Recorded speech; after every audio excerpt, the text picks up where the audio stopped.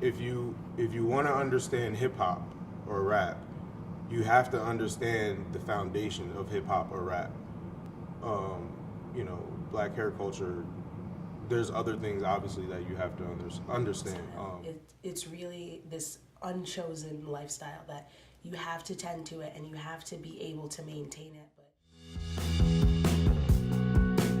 Once a week, I wash my hair. I have one day, it's wash day. And usually I do a whole day to washing my hair. Um, I'll start by detangling, getting in the shower, regular shampoo, condition, and then the most work happens after you get out the shower.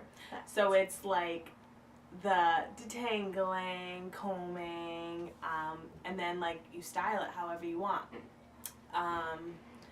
Like Maria has in her hair, like a braid out you can do, twist out you can do, but it really just takes practice.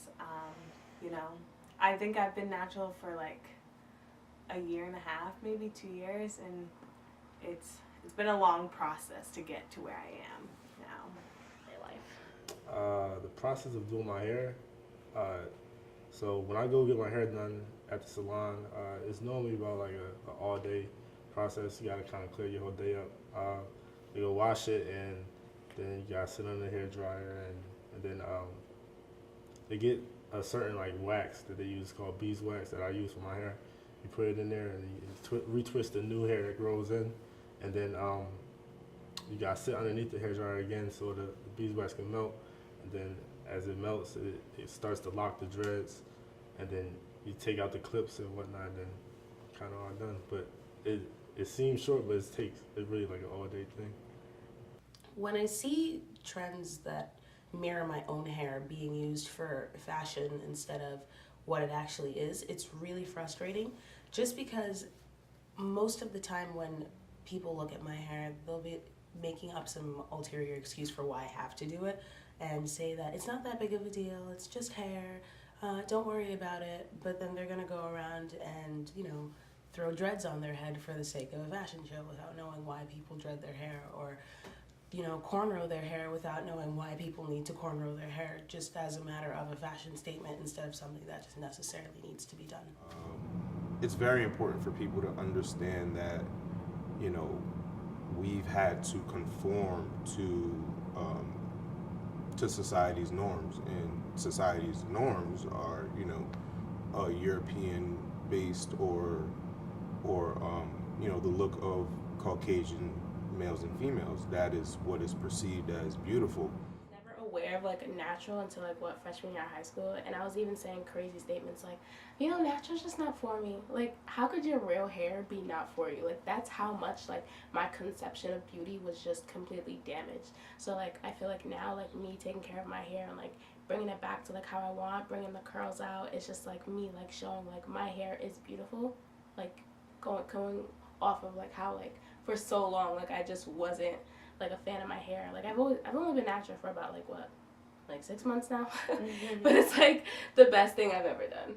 To fall into this culture of hair, you have to understand your hair and the way it grows and your historical background. Most people with the afro type hair did come from regions of Africa. It's also found in regions of the Caribbean now as well. But when it comes down to it, it might not necessarily be skin tone anymore, just because of with all the mixing of races and interracial relations and such and such. You can find a lighter skinned person with the afro textured hair. You can find a darker skinned person with significantly looser curls, but it is really a matter of how coarse or how curly or kinky your hair is. There is actually a hair chart that will determine how curly your hair is, and it starts from 1, which is pin straight, to 4, which is super super kinky and coily, and it has all of these variations of the curl of your hair. And I find that to fall into this category of the black hair culture, it has to have that afro-like texture. It has to be those coarse kinky curls. You've got people who with looser kinkier curls, but you've also got people with the really tight ones. So I think it's just a matter of knowing how your hair grows. Like now that I can like bring it out and genuinely like love it. Like, know that I could rock my natural hair and be like, yo, I look cute. Like, having that confidence with my real hair, that is something that it's great. Like, I needed it because now, like, I can completely love every single detail about myself. Like, being able to love myself with no makeup, love my body for what it is, and now loving my hair. So it's just like, it completes. Yeah, my hair. I love my hair. I mean, I have no problem with it. You know, I don't think anybody else should have a problem with it, and I don't have a problem with anybody else's hair because You everybody. don't have anything to hide. Like, this is who you are. Like, Do, even if it's just hair, just knowing that will better understand the things we go through. I love my hair.